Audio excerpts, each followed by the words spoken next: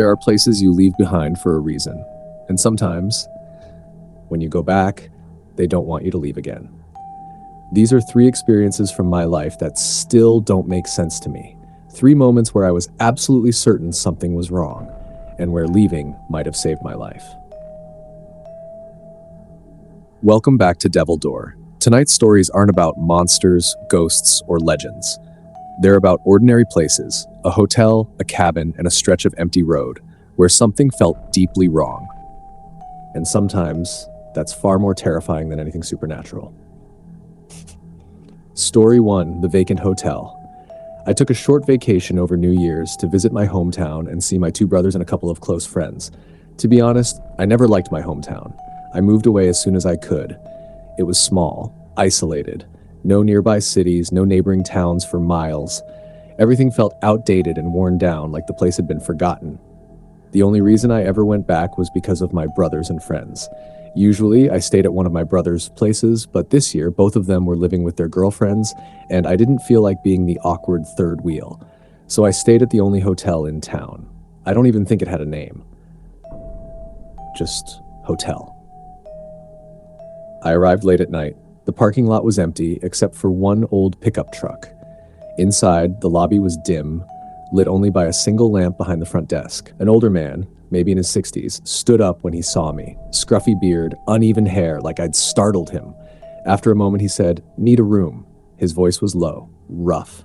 He handed me a key and led me to a room at the very end of the hallway. The place was old, not falling apart, but old enough to feel dirty no matter how clean it was supposed to be. The room was tiny, just a bed in the middle and a TV across from it. I figured it didn't matter. I was only there to sleep. That night, around 3 a.m., I woke up to a sound. Soft knocking. Not on my door, somewhere down the hallway. Slow. Spaced out. Thud. Pause. Thud.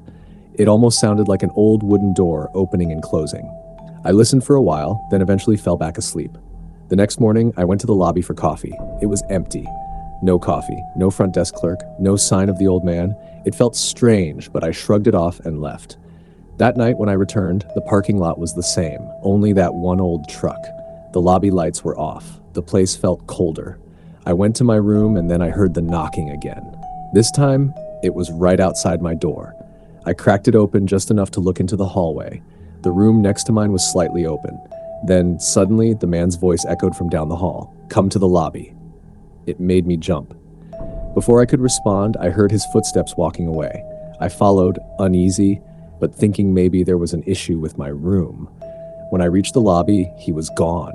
No sound, no movement, nothing. I went back to my room and barely slept. The next day, I told my friends about the hotel. They exchanged looks. One of them said, "Didn't that place shut down a couple years ago?" That night, when I returned, my door was already open. I grabbed my suitcase and ran. As I reached the lobby, I looked back.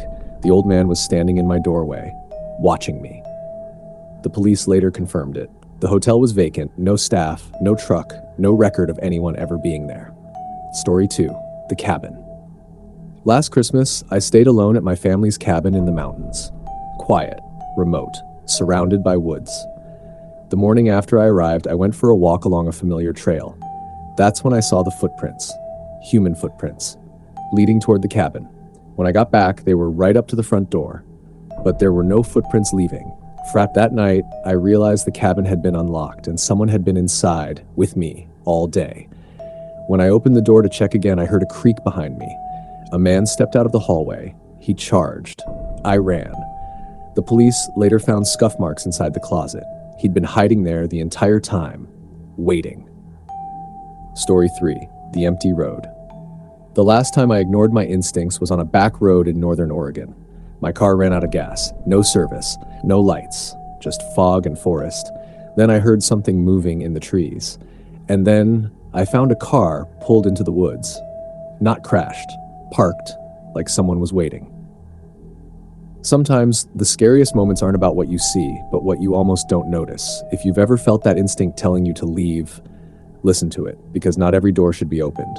This is Devil Door, and you were never as alone as you thought.